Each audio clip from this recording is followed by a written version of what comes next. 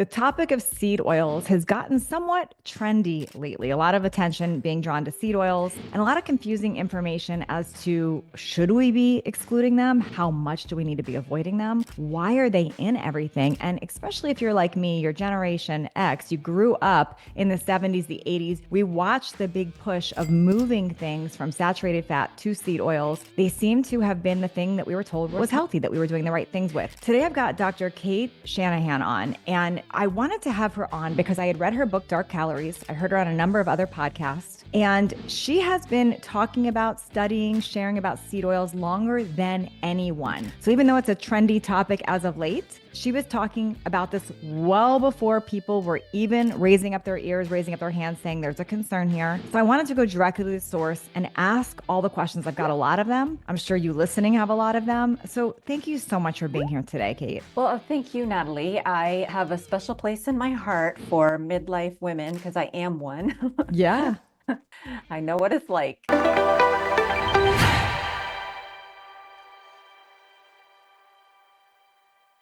Yes, lots of things that we're going through and a lot of things correlated to what we're about to talk about today that I think are going to be really, really relevant here. Yes, there is so much about these oils that makes midlife more miserable than really nature ever intended for it to be for us. So I want to back up a minute because you're a doctor and this was something that became very important to you, this topic, and you have been talking about this, writing about it, screaming about it before anyone else was. Why did this get your attention, this specific topic? Yeah, because of what you said in the introduction, because like you, I also grew up hearing that saturated fat is the unhealthy kind of fat. And, that's what drove us to choose these heart healthy, it says right on the label on some of them, vegetable oils that don't have saturated fat and that are, because of their oil, their chemistry has polyunsaturates. And that's a term that a lot of doctors don't really know what that means, but I had gone to Cornell for biochemistry before entering medical school. So when I became interested in nutrition very early in my career, and then I encountered this term, polyunsaturated fats, because of the chemistry training, I immediately knew those were very important to pay attention to because their behavior could make them dangerous to our health, to our cellular health. And, since our bodies are made of cells, that's extremely dangerous for every organ in our body and every bodily function, things like hormone function, brain function. No, take us back a little bit because I remember in the 70s and before, we cooked with butter, we cooked with tallow. There was no vegetable oil cooking. Where did this shift? Where did it come from? Yeah, so when I was a kid, McDonald's fries were fried in tallow, and boy, were they delicious. I remember. Yeah, but the idea that these oils are healthier than butter and tallow actually dates back many generations. It goes all the way back to the 1940s and 50s. And it really comes from the mind of one man in particular whose name is Ancel Keys. And this man has had a enormous and continues to have an enormous influence on medical thought and health thought and nutrition thought, not just in America, but globally.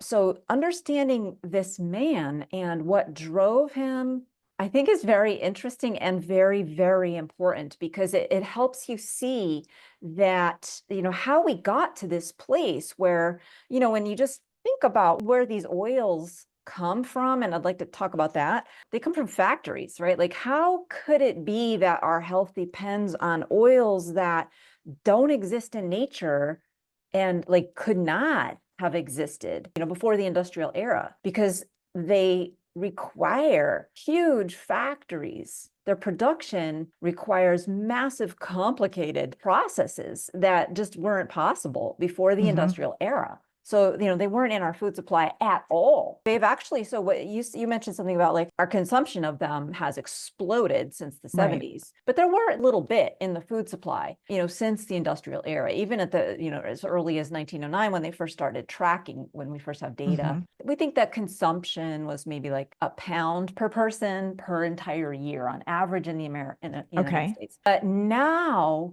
it's close to 60 pounds per person per year. So Wow. that's a huge increase. And in terms of Huge. it's ridiculously large. And it has actually become now the number one source of calories for the average American who's not avoiding them, because we're getting probably 300, 400, 500, 600 calories per day, some of us, from the collection of 8 seed oils that I've started calling the hateful 8 to help people recognize that there's 8 of them and we need to memorize the 8. What are the 8? So there's 3 C's: corn, canola, cottonseed, 3 that start with the letter S, soy, and those are the most important 6 to memorize. So you could call those the sinister 6. But rounding out the other 2 members of the hateful 8 are the ones that are really only in restaurants. The other 6 are ubiquitous in grocery stores.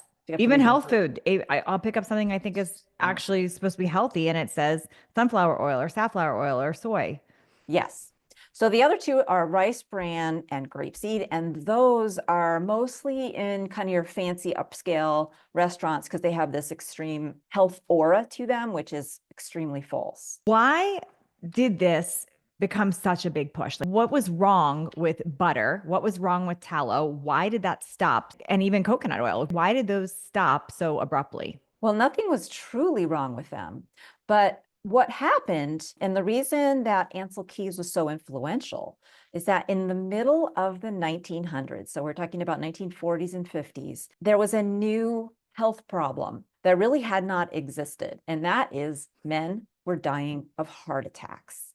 They were being struck down really in the prime of their careers, in their 40s and 50s, and that was terrifying because no one understood. It was a new phenomenon. There was very little known about this. And this man, Ancel Keys, he just was, my opinion of him is that maybe he slightly had his heart in the right place a little bit, but mainly he was an absolute egomaniac and he wanted attention. He wanted to be on the cover of Time magazine. And guess what? He was on the cover of Time magazine in 1961.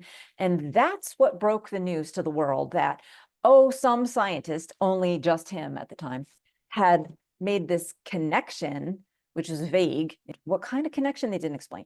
There was some connection, vague connection, between butter and saturated fat and heart attacks, or maybe it was fat and heart attacks. It was a little muddy in the article. In the beginning, the message was muddy, but it had clarified later in the 60s that, definitely the saturated fat and butter, that's the bad thing, supposedly.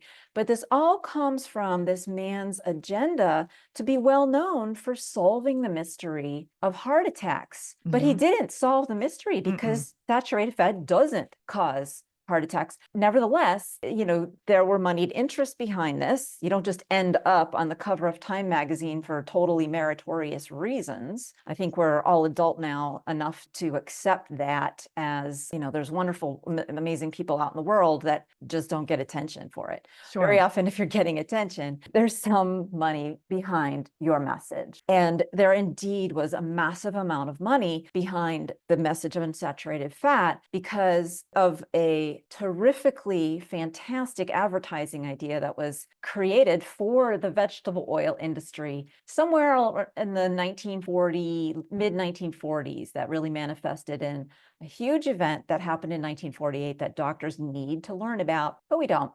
What was this in 1948? What was the thing that you're talking about? 1948 was a turning point in medical history because it was the year that a company selling vegetable oils called Procter & Gamble donated $1.75 million in 1948 dollars. Which is a lot. Yeah, that's like $1 billion now. Yeah. Yeah, it equates to multiple millions today. And they donated that to an organization called the American Heart Association, which is a hugely influential private medical organization, mostly of heart specialists, makes sense, right? Hmm. Who at that time were very interested in finding the root cause of heart attacks. But this man named Ancel Keys was a master manipulator. He was a bully. He was probably would be diagnosed as a narcissist today. But he was able to get many people to align with his ideology just by force of personality, by, simply repeating his idea over Hmm. and over again, and basically insulting people who didn't go along with his ideas. I mean, classic bully behavior, just Wow. standing tall and proud and making claims about his research that were unfounded. For example, he said, I have 5,000 heart attack cases. How many do you have? He would say things like that to Wow. anybody who stood to his ideas, saying, well, you know what? This doesn't really make a lot of sense. People were looking at other people, were looking at smoking being a driver of heart attacks. And gee, turned out that they were right. It's just that the American Heart Association never officially said, oh, wait a second, it was smoking back when we were supporting the idea it was Mhm. saturated fat and butter.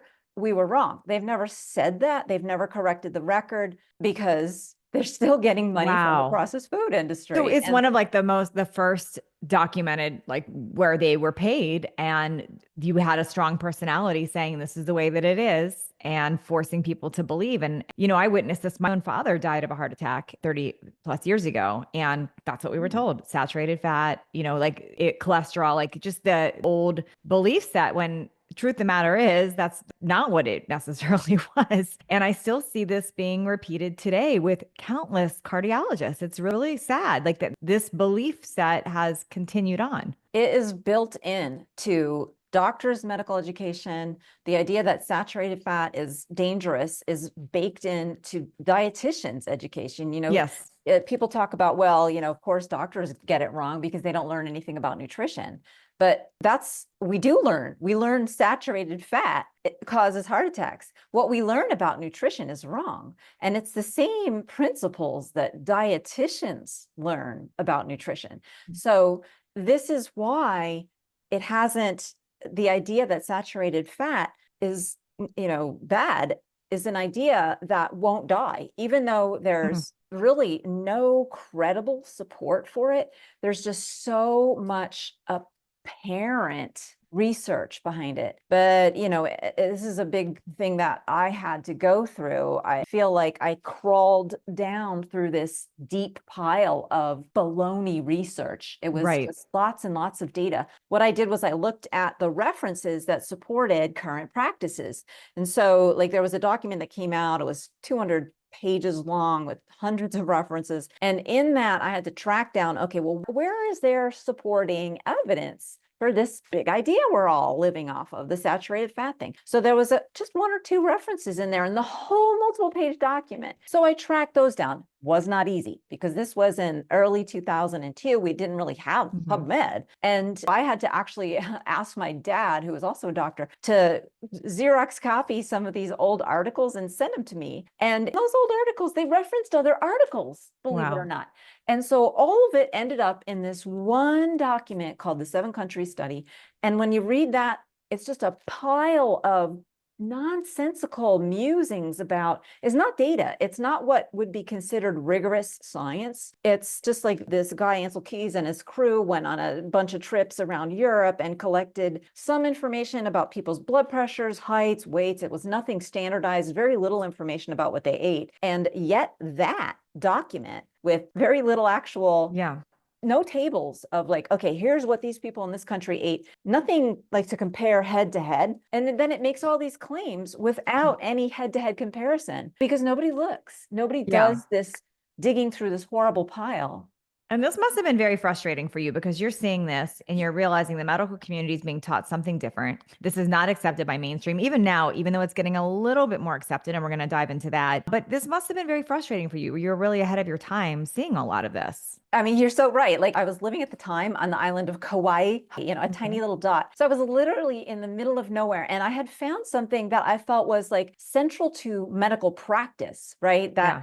I wanted to knock on doors at, Harvard and Yale and Stanford and say, look, we've gotten it wrong, and Right. confront people. But I was in the middle of nowhere. And so it was impossible for me to like engage in the way that I needed to. I had to make a living. I had to keep being a family practice Totally. doctor. So, but at the same time, it was really empowering because my whole career, my whole reason for going to medical school was to get to the root cause of what people's problems were. And once I started studying how these oils affect our cellular health and just destroy any capacity for normal cell function, organ function, hormone function, brain function, etc., I was like, this is the root cause. It was like one of the biggest root causes. And it's certainly an answer. It's something that I had been seeking my entire medical career. And so, first I tried it on myself after I did a lot of research. This wasn't just like, oh yeah, I'm going to flip my whole conversation on nutrition. I did all this research and then I tried it on myself and I felt better. I started recovering. I had actually a serious health problem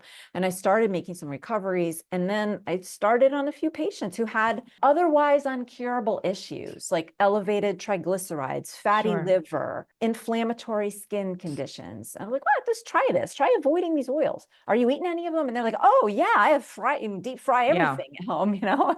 But even without deep frying, I mean, I'll tell you, my own journey with this is I have the genetically high cholesterol, was told, the wrong story about what cholesterol means and all that. I am lean. I do eat healthy, all the things. So I was the person that avoided saturated fat and things were getting worse. And so I don't eat the fried foods and do all that. But what I did correlate was higher sugar, so higher carbs, higher sugar, and seed oils to elevating numbers in me. So it was just an interesting, just on myself, without having any proof or data or anything, I started to see that. So I think there's a lot of unanswered questions that a bunch of us are going to have, right now, because we have a lot of work to do here. I mean, you look at stores, I mean, you can even go to a natural food store, think of something that's more natural. And I understand that Whole Foods has been bought by Amazon and maybe that's not the best example, but we think of Whole Foods as being a healthy version of a store, right? So you buy something, you think, oh, these are gluten-free, they're natural, there's very few ingredients in it, and there's still seed oil in it. It's in everything. And then you go to a restaurant and knowing our food is cooked in that,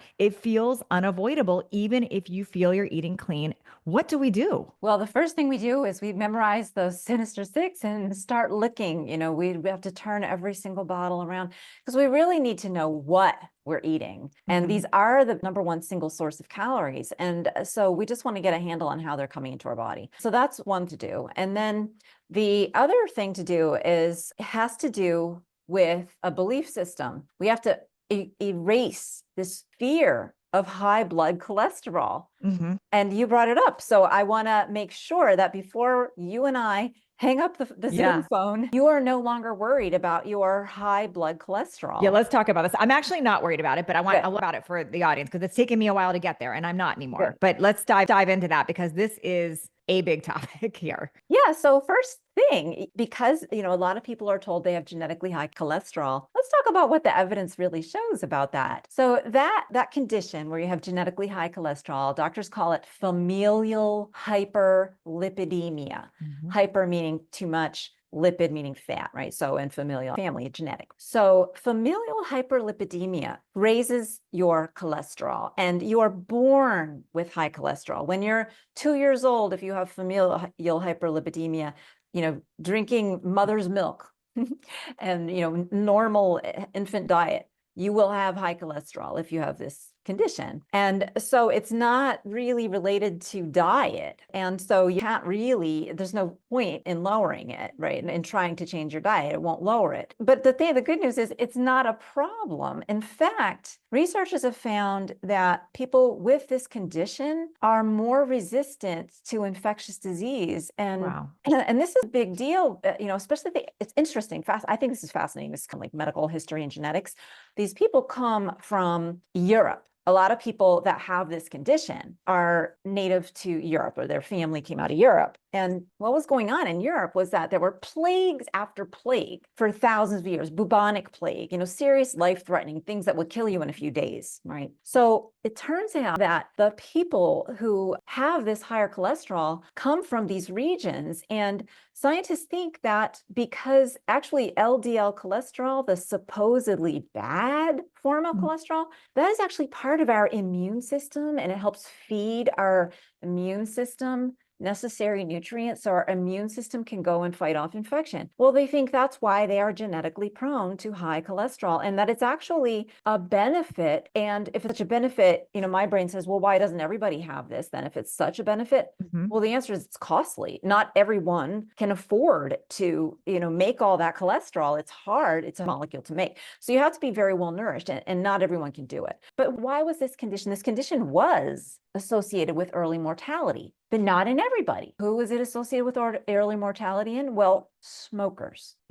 Smokers with high amounts of fat in their bloodstream, that fat would oxidize because they're smoking, they're inhaling toxins, and those toxins have this ability to oxidize our LDL. And when LDL is oxidized, then it can be a problem. It's not going to help the immune system. It's going to hurt the immune system. And so it becomes inflammatory for our arteries. So don't start smoking, Natalie. No, I won't start smoking. But this hearing you, it feels liberating talking to you about this. It's also infuriating to me because I feel that you take so many well-meaning people, like people, like you said, you go to medical school to help people. You want to get to root cause, you want to help. And then you learn what you learn and you get convinced that these are the things and you don't think outside of the box, not you specifically, but countless doctors. And I have been battling, and I mean battling doctors for 15 years now, that when I get my labs telling me I need to go on cholesterol, the same conversation and me bringing in my own data, me like, why do I have to do that? And me saying, I'm not doing this. And then seeking to find doctors that support what I do. And then feeling amazing for 53. And all, just because we have these specific markers, being told this rhetoric is it's tiring. It's exhausting. And I think people listening have been told this about their cholesterol. It is exhausting. And then you take a cholesterol medication, a statin, which creates a whole host of side effects and then takes away your protection. It just feels like we've been gaslit around this. We have been gaslit, Natalie. And by the way, you look amazing for 53. Thank you.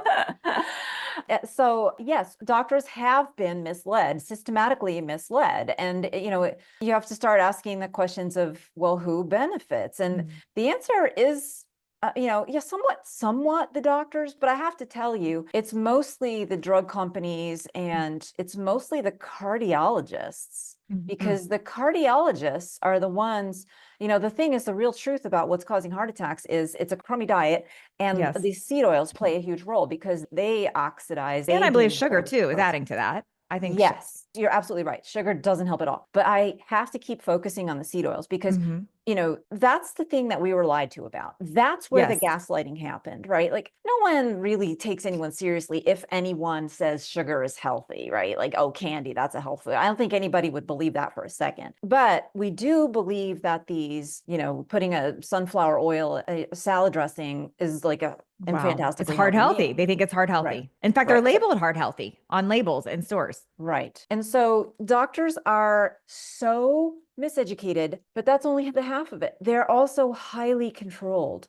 Our behavior is hemmed in by fear of being sued, right? So we are, humans are herd animals. If you go outside your herd, and so as a doctor, as a primary care doctor, it was kind of terrifying for me to start saying the words, no, actually high cholesterol is a good thing. I'm not going to I think you should stop your statin to my patients, right? Yeah. That was very scary because if somebody were to do what I say, and then for whatever reason, maybe something they did before, maybe, Coke or something, end up in the emergency room with a heart attack, technically I could be sued, right? Sure. So this is how our behavior, that's one big way our behavior is hemmed in. And that's like the one that really reached me the most. But then there's another way, and that's social pressure. So this is where I got to explain something called pay for performance. Okay.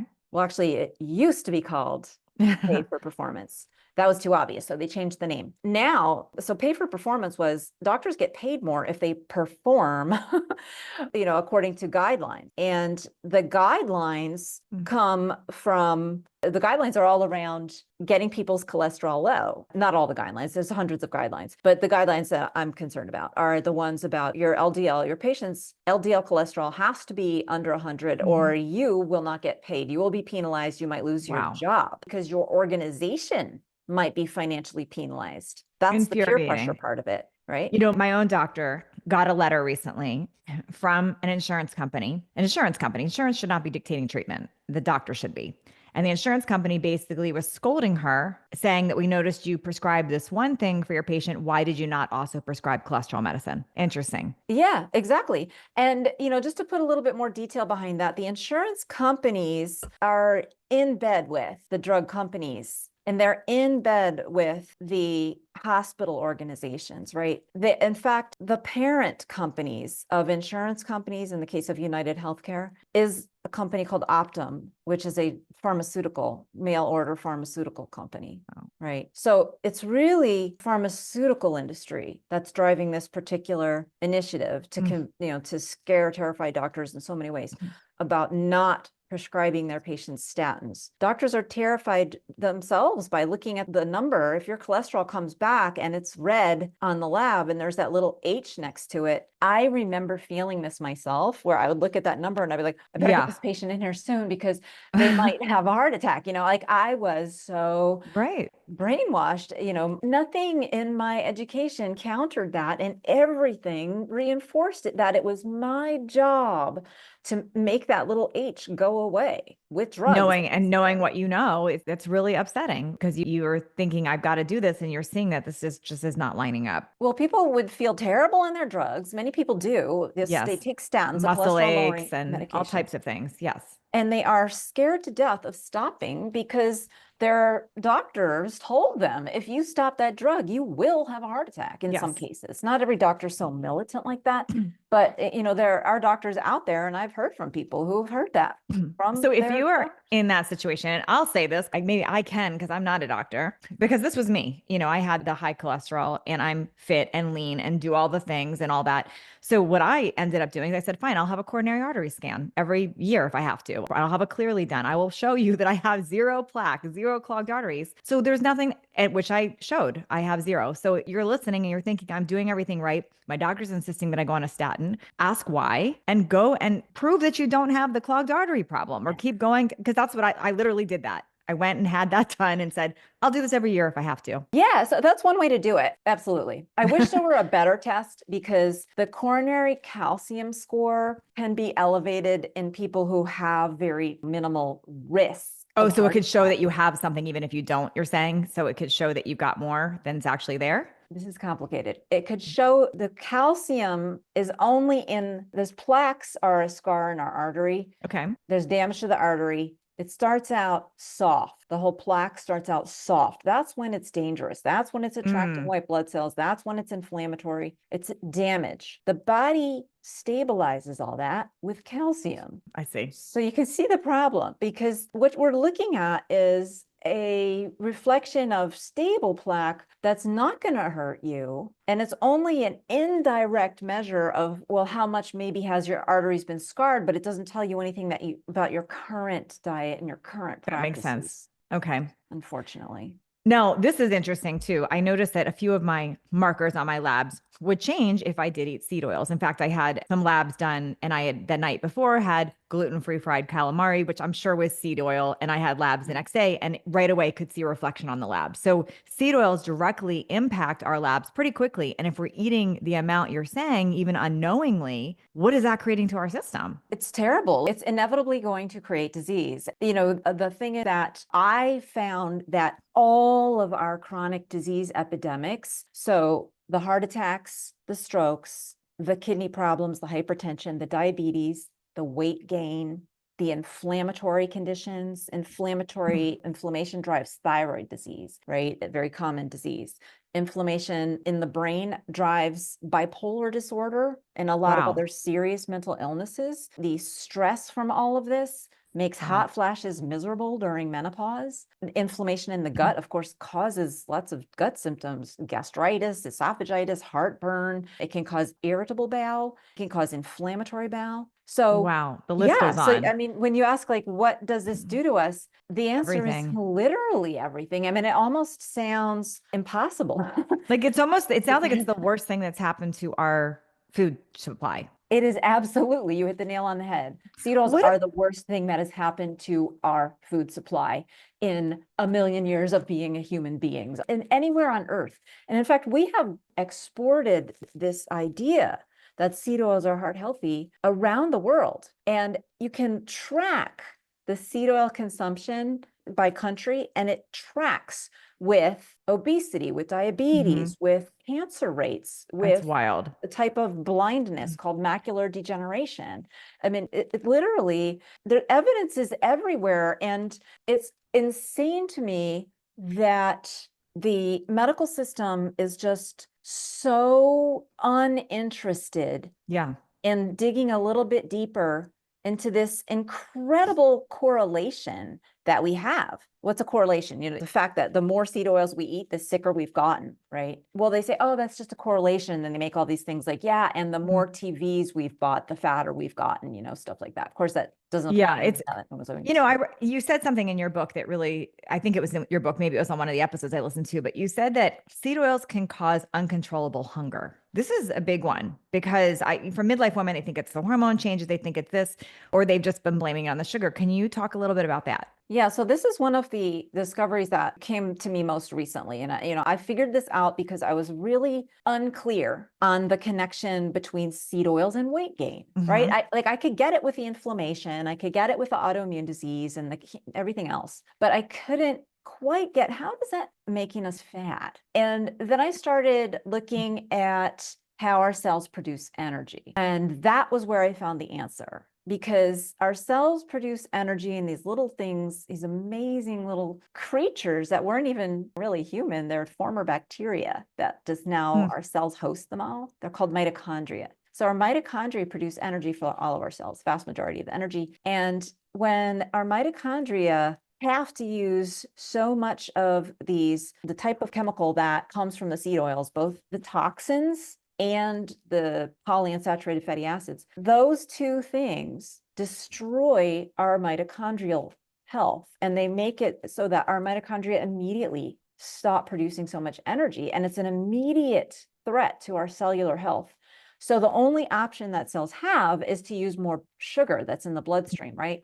That Hmm. lowers our blood sugar. How do you feel when you lower Hungry, your blood sugar? hungry, You tired, feel, shaky. yes, hungry. And so this is why, if you've heard the term hangry more often That's what it is. recently than you did growing up, that's why. So now I'm thinking, how much I've educated people about when you eat a high carb meal or a lot of starches, you create this insulin surge and now you're getting tired. But I wasn't even thinking about now when you're adding that with seed oils, what that's creating. We're just creating a huge cluster of issues from that, the combination even. So we already, Yes. seed oils are doing that, but imagine with the sugar and the starchy carbs. Yes, I mean, I think this is a huge breakthrough in our understanding of human behavior, eating.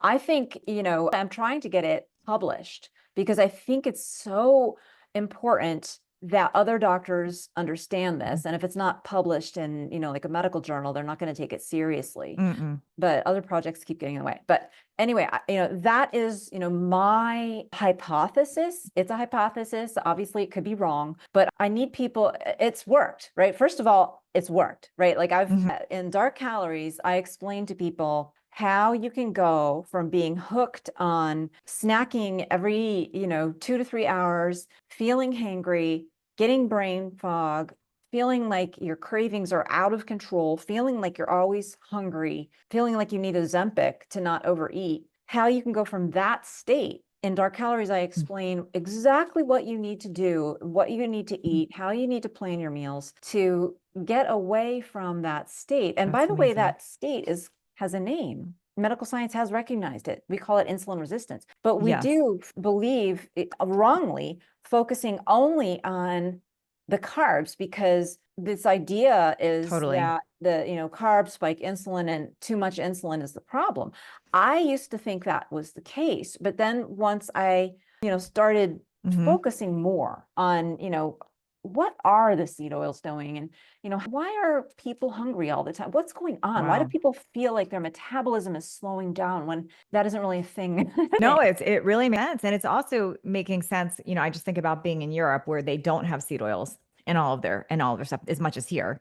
Not as much. And we have this, people say, oh, the carbs are better quality. But we weren't even considering about the seed oil piece. But maybe a big No. reason we feel better eating food there is that reason too. Yes, and that is absolutely the case. And then unfortunately, it is seeping into Yes, Europe as well because there's only so much olive oil, to go around. And everybody there has also been programmed about totally. being afraid of the traditional foods. It's just that there's a delay there. Like the American Heart Association, it took a while for them to export that deadly idea to the rest of the Mm. world. Like we actually started in this country, the American Heart Association started pushing the oils way far back in the early 50s. Wow. And, so we have a 3-generation head start on it. Whereas it wasn't until like the 80s and the 90s where European countries have started to Mm. adopt that.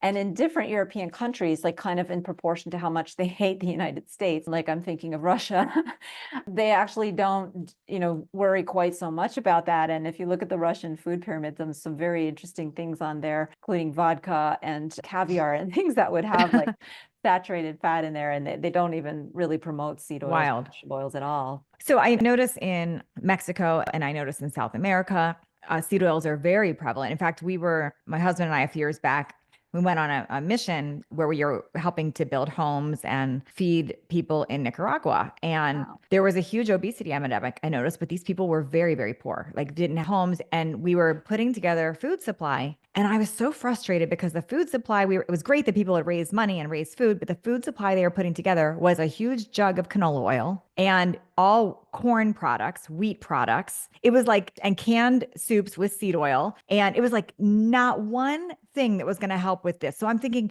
here they're so poor, they're so hungry, and this is what we're giving them. This is not helpful. And this is exactly what you find in America in what they call food deserts, right? Wow. There's a term called the social determinants of health, which doctors, learn are very important determinants of your health other than genetics. Mhm. But diet, of course, is the most powerful social determinant of health, and the diet that people eat. So they've coined this term called food deserts, which refers to places where there's really either no grocery stores and only convenience stores, or where you can buy food, you cannot buy healthy food. It's all only processed food. You can't get fresh vegetables. You can't get fresh meats. That's what they call food deserts. But in those food deserts, they are flooded with vegetable oil. And that's exactly the same problem. Like we're feeding famine foods in our own country. In Wow. our,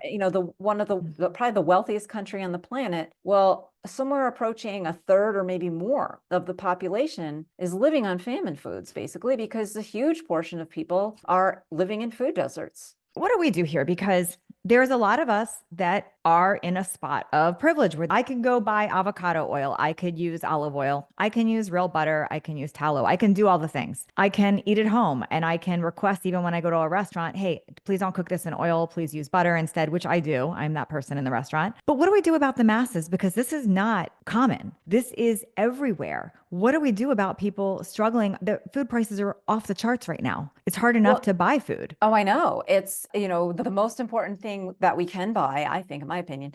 And I think the prices have almost doubled in the past 10 years. It's harder to make the right choice unless you're in the top, I don't know, what, 10, 20% Sure. economically. People are struggling, even at above average Yeah. So salaries. it's People are almost like struggling. that's why I asked this because I'm here, I'm putting this information out. We're sharing this information. Great knowledge is a lot of power, but what do people actually do now? Yeah. So the first thing that I think has to happen to fix this is I do think it has to be some kind of a, powerful organization taking control of the conversation and ripping apart the American Heart Association and destroying their ideology. And that's Mhm. why I'm so excited that RFK, Robert F. Kennedy Jr., has started sounding the alarm on seed oils. And I know why it's happened because Mhm. his main health advisor, his sister, actually read 2 of my earlier Oh, books wow. where I talk about how seed oils are pro-inflammatory and they harm our mitochondria. Yeah, and so she wrote from that, she learned a lot and wrote her own book that she's now promoting. But during this whole thing, Robert F. Kennedy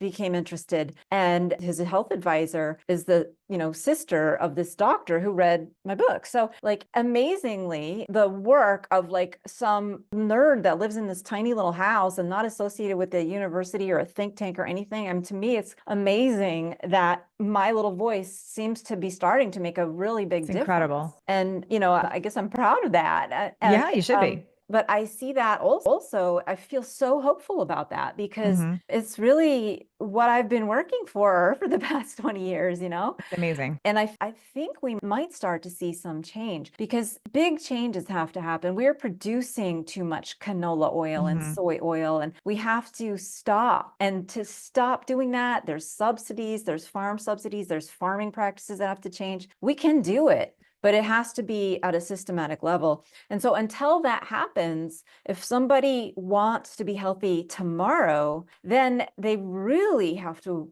understand that they can. First, they have to believe they can do it. They have to shed these deadly beliefs that we've all grown up with. And then they have to start putting their mind to it and realizing that they are a problem solver. This thing between our ears is a problem-solving machine. I had a patient when I was living in New Hampshire who was on welfare, a single mom. She was unemployed because of her own mental health problems. She did not have a kitchen. And she read one of my earlier books and, was with just a little encouragement from me, she did some amazing things. She started making bone broth in her own kitchen. She just got rid of all the crappy foods and, started cooking from That's amazing. dinners on her own. Nothing complicated, just burgers. She would Yeah. have some simple lunches, cheese is good for you. Eggs are relatively cheap, Right. extremely nutritious, very good for you.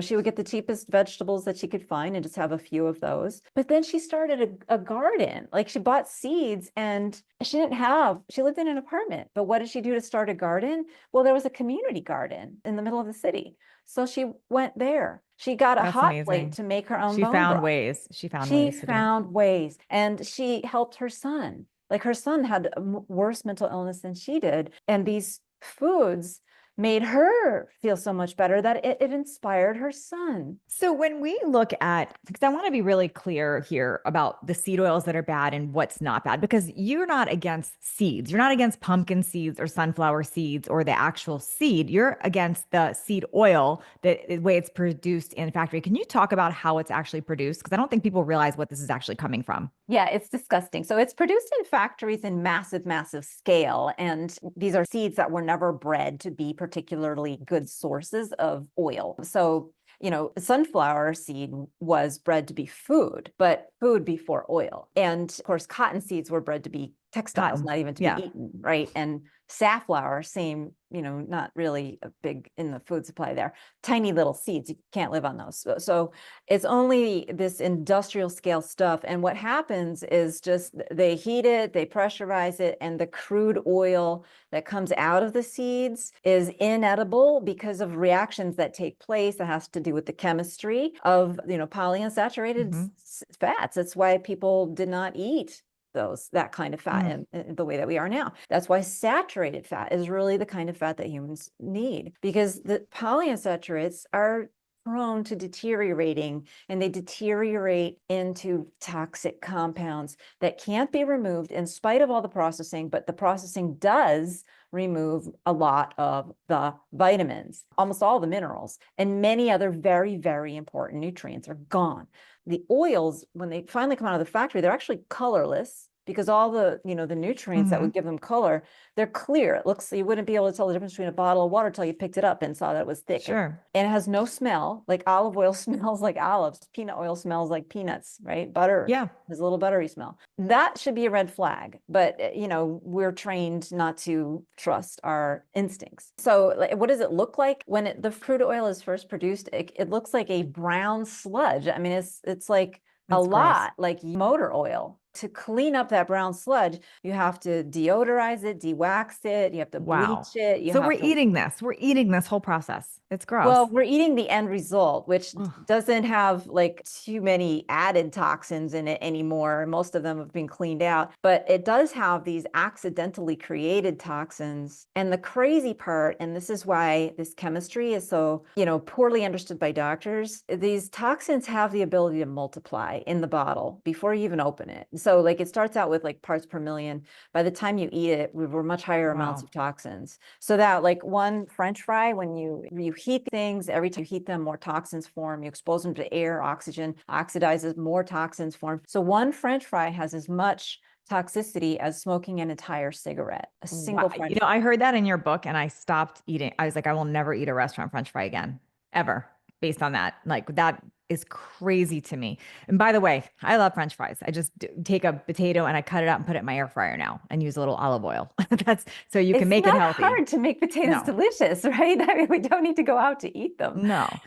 What about, I do have another question, a little bit off topic with here, but with seed oil. I'm somebody who has had basal cell carcinoma a few times, skin cancer, and I chalked that up to sunbathe, like extreme tanning in my 20s. And I did use tanning beds in my 20s. I did a lot of dumb things, but there's a whole wave of thought process around it's not the sun creating skin cancers, that it's seed oils. And I don't understand that. Do you know anything about that? And can you help us with that, where that's coming from? Well, yes. And it has to do with what is the real cause of cancer. And that is another revolutionary idea. And if you're interested in that, I do talk about that Hmm. also in Dark Calories in Okay. chapter 8.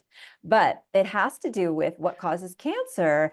And we really now are understanding that it comes from mitochondrial damage. Remember earlier I was saying Hmm. those things in our Yep. cells that used to be bacteria that generate energy? Well, what happens is UV light can actually damage those little mitochondria. But fortunately, our skin is supposed to do this thing called tanning. Hmm. What is tanning for? Well, tanning produces a pigment, a dark pigment called melanin. And that melanin traps UV light Okay. and protects our mitochondria. So when all is well, we tan when we're exposed to sun. Okay. No matter our heritage, we should be able to tan, except for just a few people, or I'm Irish, so a few people in my family don't We'll tan burn. Yeah, very they'll burn. well. But what happens with the seed oils and why they're having this conversation, this comes from my first book, because I explain how the sun ignites reactions in the fat under our skin when our diet is full of seed oils, because seed oils are fat under our skin where we store our fat. Sure. And That since makes these sense. oils you have to keep them away from light, right? UV light actually ignites reactions, free radical reactions in the oils. Well, it'll do that in our skin. And that's Wow. why people burn instead of tanning when our diets are That makes full of sense. seed oils, right? And so, the key to understand this, I'm glad it makes sense to you because it's pretty technical. It's all Yeah, comes you're from, the first one that's explained it in a way that made sense. I did not, because I am not going to be out baking in the sun at 53. I don't want the wrinkles. I don't want that. right. So I don't want that. But there's something to be said about, I mean, I can't say that the skin cancer was not caused from that. I grew up on tons of seed oils. So I Yeah. don't know. Yeah. I would say you take away seed oils, you take away skin cancer, like most of it, right? I Wow. mean, people can damage their mitochondria other ways. Cigarette smoking is one way, and excessive UV light, Yeah, an extreme burn in a tanning bed is not yeah, helping anyone. exactly. Yeah. We can damage our mitochondria other ways, but the main source these days, I believe, is the seed oils. And I actually have a graph Wow. figure, where I draw out how wrinkles form and why seed Okay. oils promote worse wrinkling in my Wow. first book, which is called Deep Nutrition. Okay, we'll have to check that out. Yeah, you This might has like that. been this has been so informative. Her book that got my attention is called Dark Calories. You can get that anywhere. Do you want them to go a specific place to look for that book or just anywhere they find books? I would love it if people would visit my website so that you can sign up for my monthly newsletter. And that Amazing. way, I'm working on a course that'll just walk people through how to reclaim their cooking skills. Ooh, I love that. Yeah. And so when that's finished, you'll be notified if you sign up for my Amazing. So newsletter. where do they go? What's your website for them to find that? It's drkate.com, and that's drcate.com. And then at the top, it says something about newsletter or subscribe. It's like an orange button. And I'll give you a few emails at the beginning, but I don't bombard people. It's not going to be flooding your inbox with something to delete every day, except for the first few days. Amazing. Well, thank you so much, Dr. Shanahan. And we're going to wrap here, but we're going to stay on for the community for just a minute. We've got midlife conversations com/live if you're interested in the community where you get free access to my podcast recordings before they release on YouTube or on podcast platforms. And then members are allowed to stay on and ask questions. Thank you so much.